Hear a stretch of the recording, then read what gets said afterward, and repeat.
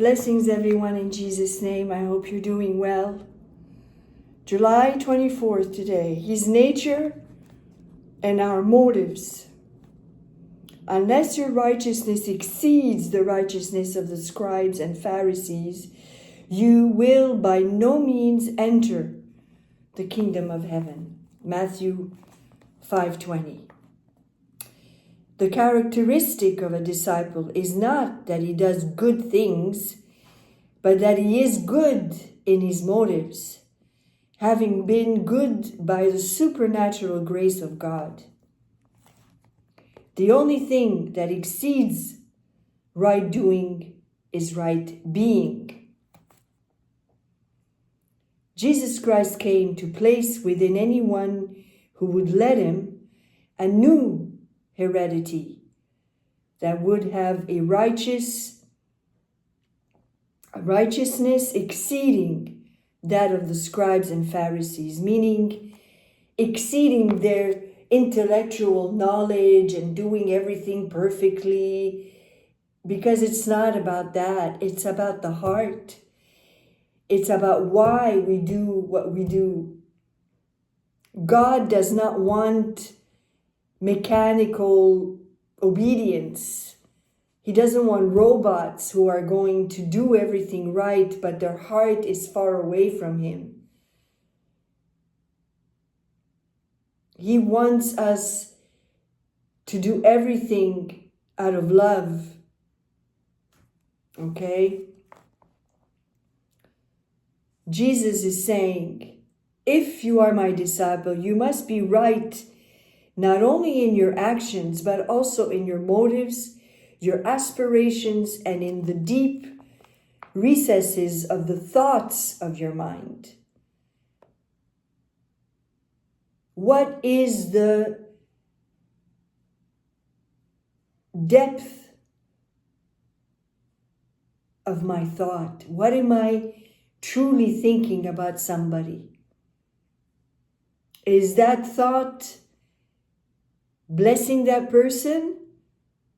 Am I honoring God by thinking that about that person or situation?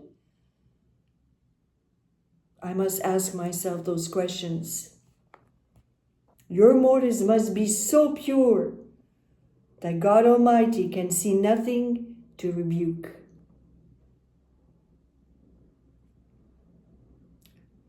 Again, that's why He said you have to be like a child. Young children don't have any malice in them. They don't judge, they don't criticize, they don't, I'm talking young children, because we see already, by the age of 3, even younger sometimes, they want to get their way and they will rebel against other children who take their toys and things like that. It's the nature. And we have to educate them from a very, very young age not to be like that. Yes, so when God sees that we want to be pure in our thoughts, in our words, in our actions, He will say, there's nothing for me to rebuke. Only the Son of God and Jesus Christ claims that through His redemption, He can place within anyone His own nature and make that person as pure and as simple as a child. There you go. The purity that God demands is impossible unless I can be remade within. And that is exactly what Jesus has undertaken to do through His redemption. In each and every one of us. He's not going to leave us the way He found us. He's going to continually work in us until we get to that childlike purity. No one can make himself pure by obeying laws. Jesus Christ does not give us rules and regulations. He gives us His teachings.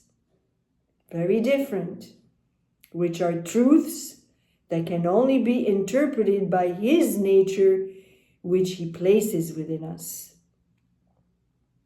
Thanks to the Holy Spirit, we can understand these truths. We cannot on our own. And like it says, Jesus was never about imposing rules or regulations like the Pharisees. But He was a great teacher. He taught us. And we have to be great disciples and learn from what He taught. The great wonder of Jesus Christ's salvation is that He changes our heredity. He does not change human nature. He changes its source and thereby its motives as well. He changes our heredity. Once we belonged to the enemy, now we belong to Him. We are heirs to the throne. We are heirs to the kingdom. And so, because of that pure source now, we will be transformed.